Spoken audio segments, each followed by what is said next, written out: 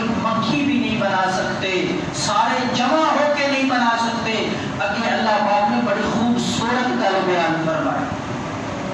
مکھی بنانا تے بڑی دور دی بات ہے، بڑا مشکل کام ہے۔ وَإِن يَسْلُبْهُمُ الذُّبَابُ شَيْئًا، اللہ فرماتے ہیں وہ میری بنائی ہوئی مکھی، میری پیدا کی ہوئی چھوٹی سی مکھی، ان یسلب، خوبصورت لفظ، کاش یہ سب قرآن کی سمجھ آ جائے۔ یسلب کا میں نے سلب کر لینا، کوئی شاید کھو لینا۔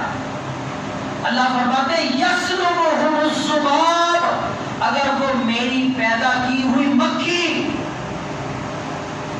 تمہارے سامنے پڑے ہوئے کھانے سے، تمہارے سامنے پڑی ہوئی کسی چیز سے کوئی ذرہ اٹھا کے بھاگ جائے، لا یستنقذوہ منہ، تم تو اس کے پیچھے بھاگ کے وہ نہیں لے سکتے واپس، وہ نہیں چھڑا سکتے، تم تو اتنے کمزور ہو۔ اللہ فرمایا ضعف الطالب والمطلوب، دنیا دے لوگاں دا عجیب حال ہے، منگن والا بھی کمزور، جدے کو منگ رہے زندہ یا فوت شدہ، ساری کائنات کمزور،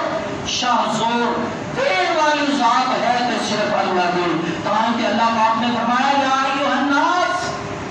ساری کائنات کو مخاطب کیتا، کہ صرف تسی اور میں نہیں، الناس دا لفظ قرآن مجید کے اندر جتھے آ جائے اوتھے نبی بھی شامل ہوتے ہیں، ولی بھی شامل ہوتے ہیں، اللہ نے برگزیدہ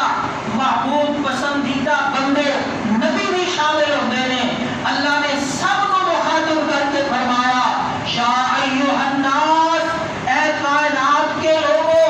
انتم الفقراء الی اللہ، تم سارے کے سارے اس اللہ کے فقیر ہو،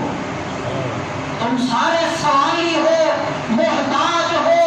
دینے والا اور عطا کرنے والا صرف اور صرف اللہ کی ذات ہے۔ وہ جسے چاہتا ہے عزتوں سے نواز دیتا ہے، جسے چاہتا ہے ذلت کے گڑھے میں ڈال دیتا ہے، جسے چاہتا ہے اولاد دے دیتا ہے، جسے چاہتا ہے محروم کر دیتا ہے، جسے چاہتا ہے برکت اور مالی فراوانی دے دیتا ہے، جسے چاہتا ہے تنگ دستی، غربت، افلاس، پریشانی میں مبتلا کر دیتا ہے۔ یہ ساری کائنات کے سارے نظام کی ڈور صرف اس ایک اللہ کے ہاتھ میں ہے۔ اللہ پاک سب مسئلہ توحید سمجھن دی توفیق عطا فرمائے۔ یہ موضوع انشاءاللہ ہے تو اگلے جمعے سے شروع کریں گے جناب سیدنا ابراہیم علیہ السلام کی سیرت،